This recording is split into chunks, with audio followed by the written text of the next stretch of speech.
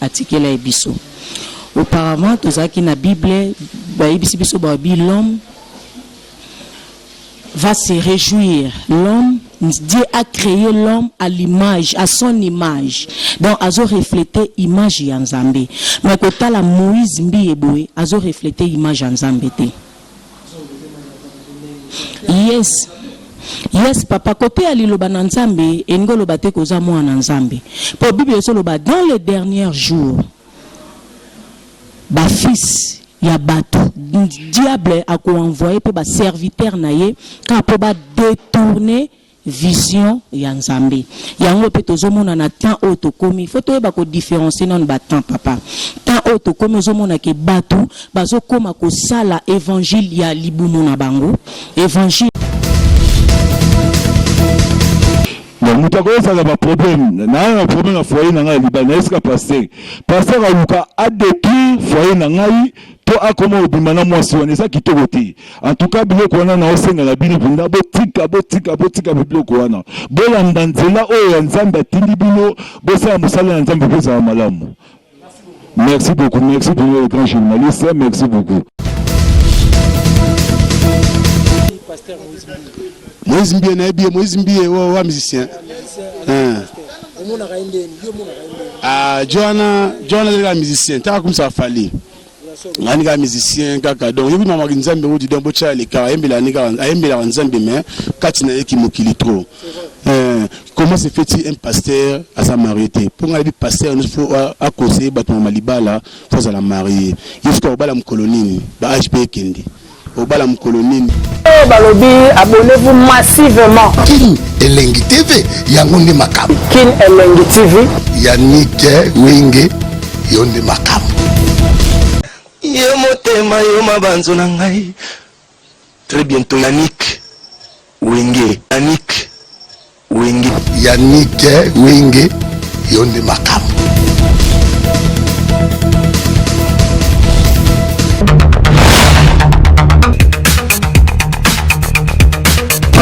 Elengi TV, Yangonde Makam.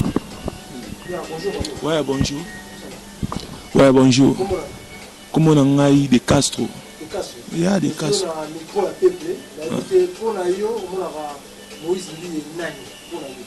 Bon, pour nous, on a Moïse Mbi, il a le rôle à Moutounion soit, à pasteur T, à Moyembi, à Emma.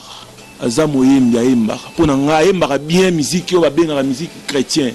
Aimba bien musique chrétienne, c'est tout. Ah, comment pasteur? Batika na bête la terre, mais ça pasteur, il paraît sur évangéliste na yoga. Mais Aimba bien. Ah bon, il y a un apprendre un pour nani, ba pasteur va te belé na Bethel. Pas à moi na ah, peut-être.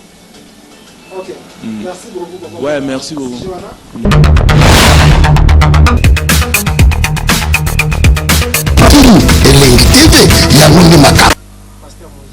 Oui, je connais bien Pasteur Moïse Mbie.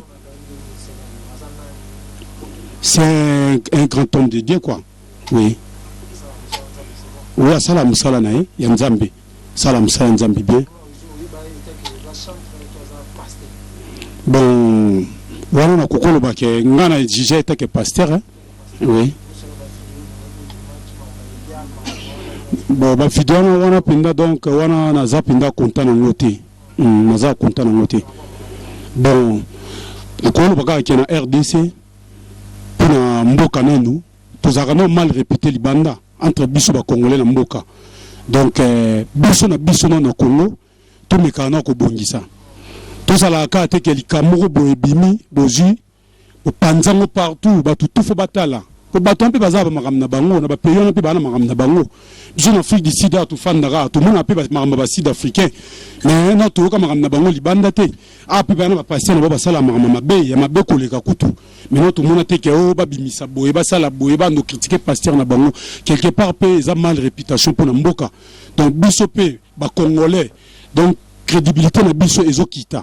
partout aux aladeurs combinaison ni pour bander contraste biso ba confier biso partout mais le mot comment que congolais au combinaison ni comment ko sana ku ke papa na ngaza ngolais maman na ngaza boy to comment ko sana ku bongo alors pour le peuple congolais et loko wana donc bolingaka to matsamboka pour to kiti makasi atteindre niveau nyon sur la musique ya nini donc to kiti pena makasi pour crédibilité za shooter donc crédibilité za tepo to komi donc incrédibilité mutu pas pesa confiance pas pesa confiance bando pesa oti partout biso ba congolais to na ngoli shooter alors na senga bande ko na biso ba la ngai bande ko na biso ba congolais partout aux États-Unis partout en France na Belgique partout donc to lingano biso na biso to pesa pe ba pasteur wana kaka valeur makasi po mboka emata à partir na bango mais to kota na makambo bango ba osala na nteke po to juger bango so to ki problème bon ça la moi confiance ya kindeko na yo oye bana ko garder alors que au lieu au panza sango na ba réseaux sociaux ba tutu ba yeba ba ko mutsango na ba YouTube na ba wapi donc en tout cas pendeza bienti donc pour ngeza bienti OK na pesi mbote mingi na bato ba la ngai na pesi mbote na ba grand pote ya mboka oyo na Pozo Kasereka na pesi mbote na Messi Jacques Chamba na pesi mbote na Aridi le grand producteur o babengi ONG Aridi na pesi mbote pa vena nga Micho Tambwe na pesi mbote et pas leader Ridi Beoko na mouvement Mobimbadon na pesi bana mai tumbote donc en tout cas donc merci na pesi mbote le mec Pongo grand prêtre ouais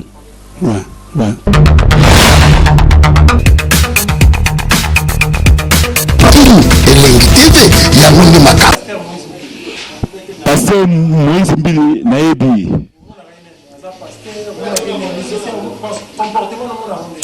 ba comportement ba pasteur la pena sori alimbisa ngai donc ba pasteur ba zo boma pena masolo vraiment so ka musicien akota abeta musique ya mokili atika ko luka ba biloko na banzela nzambe vraiment esa pena kitoko te elo ngane ngalo baka ya ngona donc ba vidéo na pena zaki na bosoba ya trop vraiment to sepela na ngote mais ba so nga pena na nzela nzambe donc conseil na pesa ba pasteur donc ndaka biloko lokuta te s'il vous plaît donc basaka na nzambe te ba passer ba bebisa makambo belé ba mabala batozo kufa likwa ba pasteur en tout cas na osanga na nzambe akisa bena kanda na ye na ba pasteur lokuta ba sa ba fantir wana esa kitoko te botika ba biloko wana donc mutako esa ba problème na problème na foyer na ngai libana eska pasteur aluka a détruire foyer na ngai to akoma obima na mwasi wana eza kitoko te en tout cas biloko wana na osenga na bino mpunda botika biloko wana bolanda nzela oyo ya nzambe atindi bino bosala mosala ya nzambe mpezala malamu. Merci beaucoup le grand journaliste, merci beaucoup.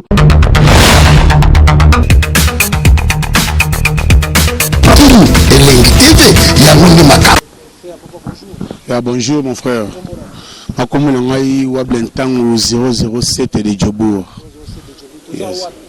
Toza awa tozali na couloir mpaka Feli, tozali na Djobour, Johannesburg, tozali na Yoville Yo Streets, couloir mpaka yango donc couloir pour Bogas. Moïse Mbie na ebie Moïse Mbie wa musicien. Johanna est musicien, t'as comme ça Fali. Ngani ka musicien kaka donc yebi mama nzambe odi donc bocha le ka ayembela nzambe mais kati na eki mokili trop comment se fait-il un pasteur à sa mariée pour nga bi pasteur il faut à causer bato malibala faut à la marier jusqu'au bala mkolonini ba HP kendi au bala mkolonini Moïse Mbie soit tu ga likambuka no fali yo vraiment faut beta masola fali yo vraiment Moïse Mbie za pasteur te Moïse Mbie zenga mutu mo ayembela nzambe Alinga chanteur car chanteur de Dieu, mais homme de Dieu. Donc il y a un comportement. Donc na comportement.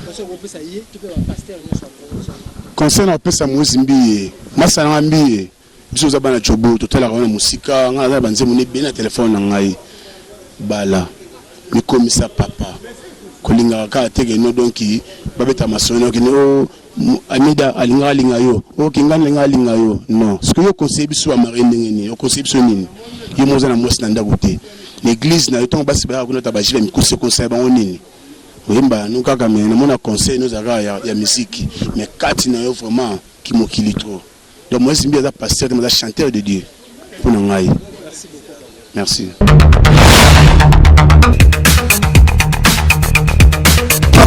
Elengi TV yango nde makambo. Il y a pasteur Mbi à travers Bethel. Il y a Bethel. Bon, Bethel tout d'abord, il y a l'église Mukolo Nango, Naebi, Ezali Mbi et le Père. Il y a si je ne me trompe pas bien à Combo, parce que il y a l'église Moko Naebi Yango depuis mon enfance. Il y a. Et par après, Nandenge Bamakamango comment bon. Par rapport à Moïse Mbi, Nako Salaka analyse par rapport à ba musicien chrétien. Donc le musicien chrétien oyo bazo beta musique soit disant ya nzambe oyo baza ko saluer image ya nzambe par rapport na biso batu or kombo d'abord na ya nzambe zano kombo mo zano saint. Donc biso nyo surtout il faut tous alaka na respect surtout na makambo ya nzambe. Mais vu ya ba makambo neti ya Moïse Mbi to ninga question na wana en tout cas voilà ça n'engage que moi-même. Ya en tout cas na mona ka iloko moto e la kiseno ya sa la nzambe iloko te parce que même bible yango meko lobike to koyeba fruit nyo surtout na soki nzete na fruit nango ya donc ba fruit o bango bazo la kisa déjà izo la kisa déjà que no place o bango ba outil na ba misalo bango bazo sala ils sont très diabolique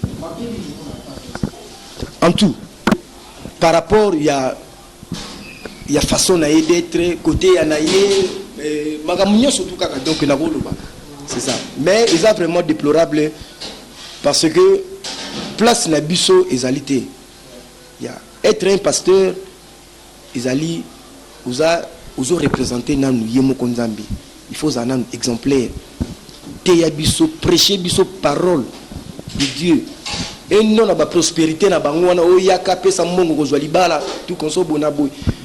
Combien de banabasi oyo bango baza ko salir image ya banabasi na ba télévision na ba réseaux sociaux et aujourd'hui mokilipe science za ko évoluer ba makambo oyo tozaka ko mona ngote bazaka ko sala ngona cachette yango komi ko bima na ba réseaux sociaux donc eza ba misala oyo bango ba banda ko sala yango depuis longtemps donc biloko ndenge wana il faut ko belela kango ndenge pe kaka ba mikolo balobaka ke non na ba proverbe na biso na ba coutume na biso balobaka no soko moni ndo qu'il faut ko belaka conseil ya mukuse ezali que na koki jamais ko participer na ba masumo ezali ya bango conseil na nga na kopesa kaka que rien n'est encore trop tard ba se repentir soki bazali na volonté ya kosalela nzambe ya solo ba se repentir ba tika makambo ya mabe omona que ezala nzambe moko lokumu niko mata makasi mingi.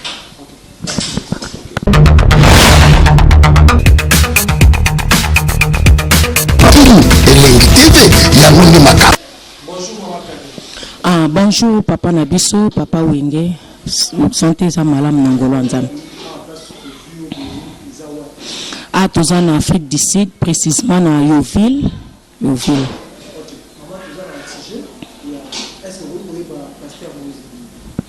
Oui, naebi pasteur Moïse Mbi.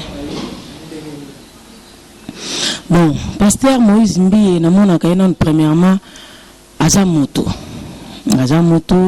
aza fils ya papa Nabiso Mbi et le père, toyebi donc naebi vraiment aza moto, mais selon vraiment na makambo oyo ya bonzambe papa, il n'est pas le fils de Dieu. Yes. Te pozo mona nzambe atikelaki biso nyonso na Bible papa. So tobi tozonga na kala, tozolanda mibeko oyo nzambe atikela biso. Auparavant tozaki na Bible bayebisi biso babi l'homme va se réjouir. L'homme, Dieu a créé l'homme à l'image, à son image. Donc, azo reflété image ya Nzambe. Mais quand la Moïse Mbi eboe, azo reflété image ya Nzambe te. Yes. Yes, papa, côté à liloba na nzambe, engolo bate koza mwa na nzambe. Pour Bible soloba dans les derniers jours, ba fils ya bato diable a ko envoyer pour ba serviteur naye ka po ba détourner vision ya nzambe. Yango pe tozomona na temps otokomi, faut toyeba ko différencier non ba temps papa. Temps otokomi ozomona ke bato bazokoma ko sala évangile ya libumu na bango, évangile ya kolata na bango, évangile ya bandaku na bango. Baza na souci ya évangile pona ko bongolisa bato te bayeba nzambe. Pour liti tozana ngo awa, nous avons deux chemins. Bible lobei na biso tozana chemin mibale ya nzambe na ya satana. Mais Bible ebisi biso ke etalis biso chemin ni ya nzambe o biso tokolanda. Pena oyo muto azolanda chemin ya Satan tokoyeba ye na bizaleli. Donc bato bazo saye la chemin ya Satan et si toyebi bango na bizaleli na bango. Ata bazoluka ba bombana na kombo ya nzambe biso si toyebi bango peut te découvrir bango.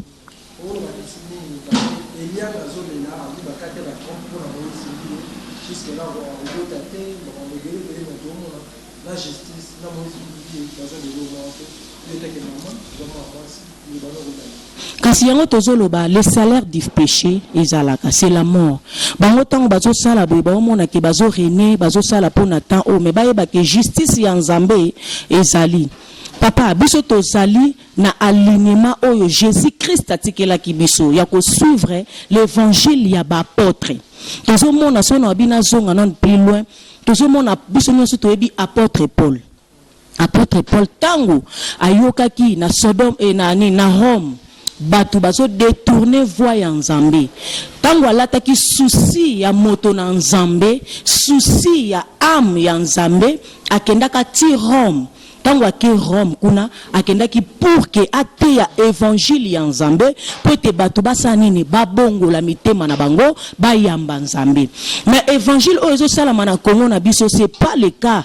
Évangile oyo salama eza pona soif ya basomba babiloko na bango, bazala bien badimo wana nazoyebisa na bino peuple de Dieu o bozolanda ngai boyebi ke dimbo pesa yango mabe dimo wana o bino bopesa yango ndezo vomisa ba pasteur dime sengela ke pesa mandenge bino bozo pesa te papa muto okende ndako na nzambe asana ba problème babi ke c'est la parole de l'Éternel qui nous redresse osomo tozaki na mabe oyoki liloba na nzambe omi tali obite o nazo sala mais lelo o bato bakoma so ba okende ndako nzambe fo bakende ka pona ba mbongo fo bakende ka ba muto ayana na pasi atona na ndako na nzambe alebino su babakisi yesu stress ote yaka na $100 po nzamba limbisa masumuno. Vous êtes des escrocs. Vous trompez banana nzambe. Pourquoi? Mais quand vous faites ça, boyebake justice ya nzambe za. Biso to komi de ko dévoiler bino na ba justice bozo sala. Mais boyebake ya nzambe pesa. Trompette sonnera. Baso ekoya. Mutu na mutu ko futa sori ya masumu o ya zo sala. Kapona prophète Mbi et papa Mbi ndengo ebisinga pasteur Mbi. En tout cas c'est déplorable. En tout cas c'est déplorable. Pasteur Mbi, tu es jeune. Bato ba mema ki na misala na pokoto sala ba misala zo sala. Moi je te dis zonga na voix ya nzambe. Luka nzambe. Nzamba za prêt pour na ko pardonner yo. Kolanda bangote. Si réellement tu es l'enfant ozoyo kangai, na biso retourne-toi à la parole, à la bonne parole. Retourne-toi à la parole des apôtres. Oyebi bien Bible, apôtre Jésus tikela biso foko kolanda l'inema ya apôtre. Qu'est-ce que les pierres ont fait? Qu'est-ce que les gens ont fait? Maintenant qu'est-ce que vous faites? Pierre a prêché l'évangile de l'Éternel non pour les ventres.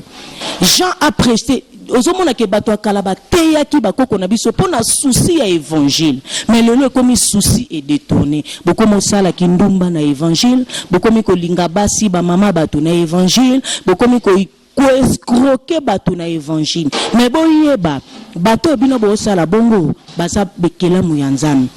Basa créé par l'image de l'Éternel. Un jour justice ya nzambe ekobelema. Nzamba tika muto sala nyoso zo sala mais justice ya nzambe eko sala justice ya nzambe kozala bokoyeba sort na bino bokanisa te kende bosala boye nzambe alali nzambe alalaka te il vous voit mais souci aza nango ezaki bo retourner à la bonne parole.